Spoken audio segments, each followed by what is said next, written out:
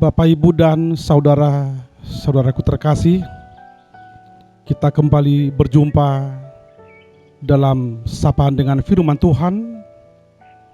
Hari ini Rabu 23 Maret 2022.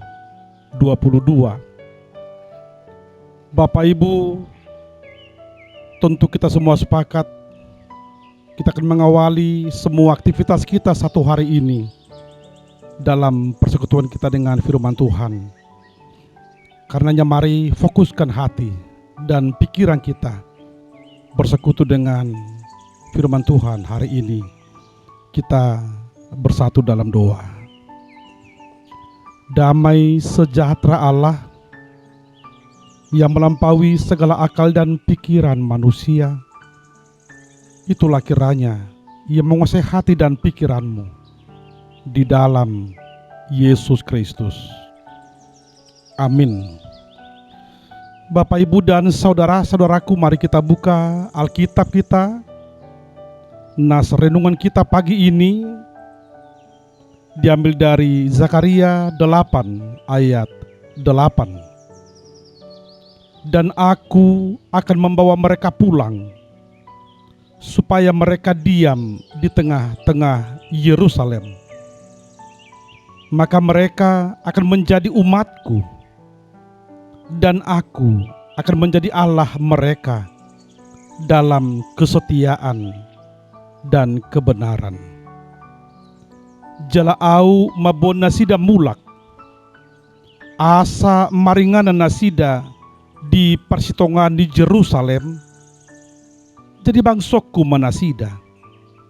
Jala'au di bata nasida, di bagasan hasitongan, dohot hatigoran. Demikian firman Tuhan. Bapak, Ibu, dan saudara-saudaraku, setiap orang pernah jatuh dalam hidup ini, siapapun orangnya, orang percaya dan orang yang tidak percaya. Pertanyaannya ialah, apa bedanya orang percaya dari yang tidak percaya ketika harus jatuh dalam perjalanan hidupnya? Bapak, Ibu, orang yang tidak percaya, ketika dia jatuh, maka dia mungkin akan masuk ke dalam hidup yang penuh dengan keputusasaan. Dia mungkin akan melihat hidup ini tidak ada lagi masa depan, dan barangkali dia melihat hidupnya berakhir di sana. Orang percaya sebaliknya, tidak persoalan berapa kali dia jatuh. Yang harus dia pastikan ialah setiap dia jatuh, dia harus bangkit kembali. Dan justru pengalaman ketika dia jatuh akan dia jadikan menjadi pembelajaran untuk memperbaiki kehidupan ke depan, hidup yang lebih sempurna. Bapak, Ibu, dan saudara-saudaraku, penegasan seperti itu juga kita lihat dalam nas renungan kita pagi ini. Bangsa Israel sebagai bangsa Allah, sebagai umat pilihan Tuhan, juga tidak luput dari hidup yang harus menderita. Mereka harus menyingkirkan jauh-jauh pemahaman teologi sukses yang mengatakan orang percaya tidak akan menderita lagi, lalu menikmati hidup ini bersenang-senang, hedonis dan berfoya-foya. Orang percaya termasuk umat Israel harus melihat hidup ini secara realistis. Hidup yang pasti punya tantangan dan punya pergumulan. Bapak, Ibu, dan saudara-saudaraku, sebagaimana nabi-nabi Israel perjanjian lama lainnya, Nabi Zakaria juga melihat kehidupan umat Israel secara realistis. Akibat dari keberdosaan umat Israel, maka mereka harus terbuang. Israel Utara harus terbuang ke Asur tahun 721 sebelum Masehi. Dan Israel Selatan harus terbuang ke Babel tahun 587 sebelum Masehi. Kejatuhan mereka adalah hukuman Tuhan akibat kejahatan dan keberdosaan mereka. Bapak, Ibu, sebagaimana nabi lain juga, Zakaria bernubuat tidak berhenti sebatas hukuman atau pembuangan. Umat Israel boleh terbuang. Sejarah mencatat bahwa umat pilihan Tuhan pun harus menderita, harus mengalami kepedihan di pembuangan di negeri asing. Mereka harus tinggal di negeri asing, meninggalkan kampung halamannya. Mereka bekerja setiap hari untuk penjajah. Bapak, Ibu, dalam nas kita, umat Israel terbuang ke Babel. Pertanyaannya ialah, apa yang membuat umat Israel paling menderita ketika mereka sedang terbuang? Jangan salah Bapak, Ibu, bukan keadaan ekonomi, bukan kekurangan kebutuhan sehari-hari yang membuat mereka menderita, bukan. Orang Israel juga banyak yang berhasil dalam hal bisnis, dalam hal pekerjaan sehari-hari di pembuangan. Ada banyak orang yang kaya yang mampu membangun rumah yang mewah. Yang membuat mereka menderita ialah ketika mereka mengingat kembali masa-masa indah, ketika dulu mereka boleh masuk ke bait kudus, ke bait suci di Yerusalem. Tidak ada hidup yang lebih bahagia, yang lebih indah ketika Tuhan memperkenankan mereka beribadah di bait suci. Bapak, Ibu, dan saudara-saudaraku, kalau kerinduan itu melahirkan kegetiran yang paling pahit dalam kehidupan mereka, maka sebaliknya juga hal yang paling menggembirakan, membahagiakan bagi mereka ialah ketika mereka boleh pulang kembali ke Yerusalem.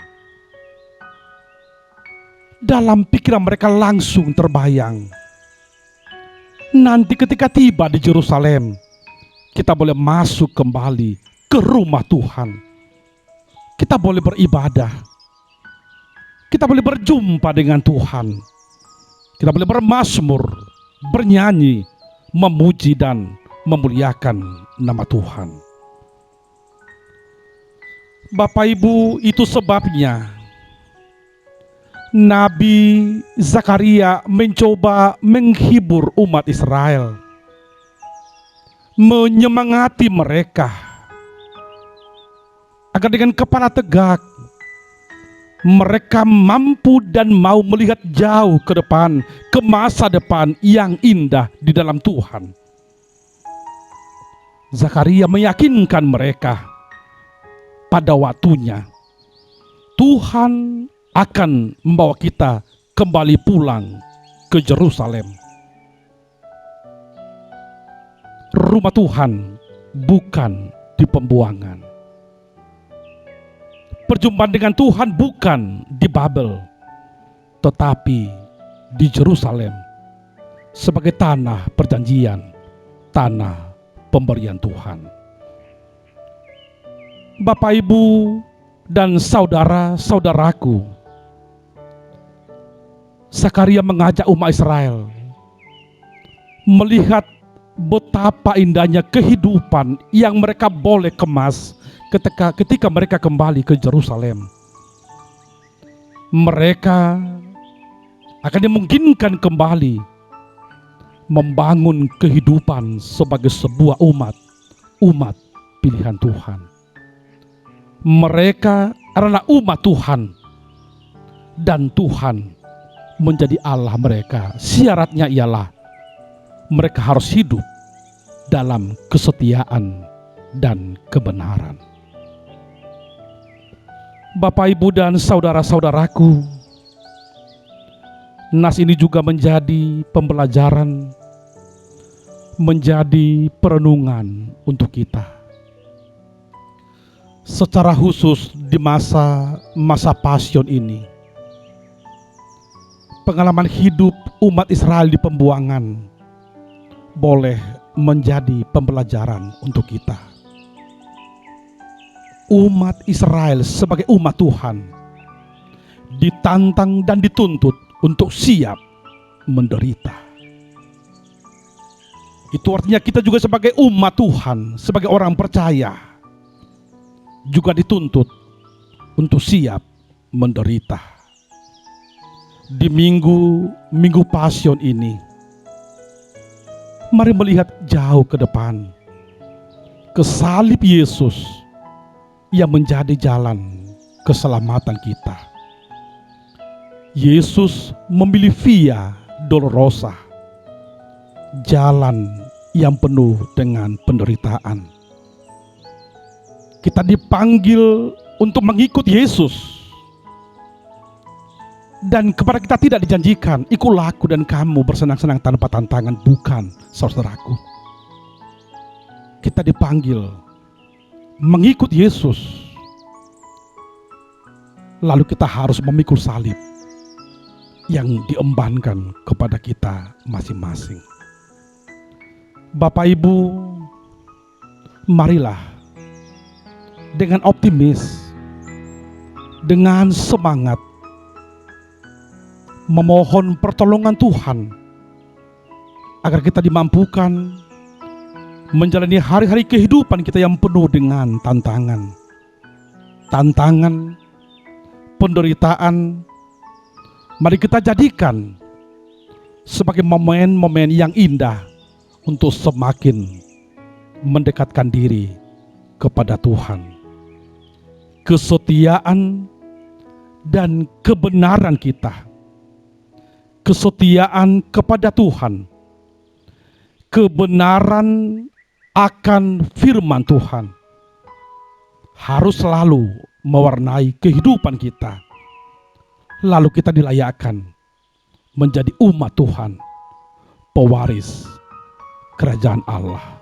Bapak, Ibu, marilah di minggu-minggu pasion ini kita menyerahkan diri sepenuhnya kepada Tuhan. Mari lihat hidup ini secara realistis.